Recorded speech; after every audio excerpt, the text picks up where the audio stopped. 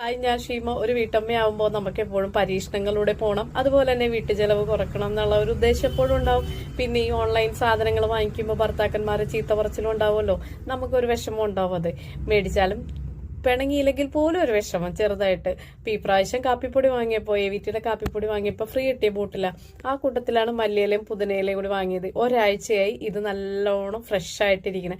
ഇതുവരെയും എൻ്റെ ഈ മല്ലിയില പുതിനയിലയൊക്കെ വാങ്ങിക്കുമ്പോൾ എപ്പോഴും ഇങ്ങനെ കറുത്തു പോകും. ഫ്രിഡ്ജിൽ വെക്കും, അരിഞ്ഞു വെച്ച് നോക്കി, ടിഷ്യൂ പേപ്പർ വെച്ച് നോക്കി, ഒരു വിധത്തിലും കിട്ടുന്നുണ്ടായിരുന്നില്ല.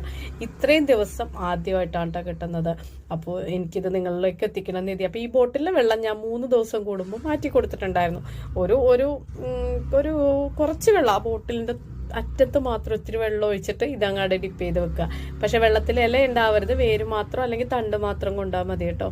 പക്ഷെ അപ്പം ഇതൊരു പ്ലാസ്റ്റിക്കിന്റെ ബോട്ടില, ചില്ലിന്റെ ബോട്ടിലാണെങ്കിൽ കുറച്ചും കൂടി അടിപൊളിയായിരിക്കും എന്ന് എനിക്ക് തോന്നുന്നു. അപ്പം ഞാൻ അതൊന്ന് ട്രൈ ചെയ്ത് നോക്കുന്നുണ്ട്. അപ്പം നിങ്ങളും ട്രൈ ചെയ്തോളൂ. ഫ്ലിപ്കാർട്ടിൽ നിന്നൊക്കെ എപ്പോഴും നമ്മളിപ്പോൾ ഒരു ട്രെൻഡിങ് ആയിട്ട് നിൽക്കുന്നതാണ് ഫ്ലിപ്കാർട്ടിൽ വേപ്പലയും നമ്മൾ ഇതുപോലെ സൂക്ഷിക്കാന്നൊക്കെ പറഞ്ഞിട്ട് ഞാൻ വീഡിയോസ് കണ്ടായിരുന്നു. അപ്പം ഇങ്ങനെ ഒന്ന് ട്രൈ ചെയ്ത് നോക്കിക്കോളൂ, അടിപൊളിയാണ്. ഓക്കെ.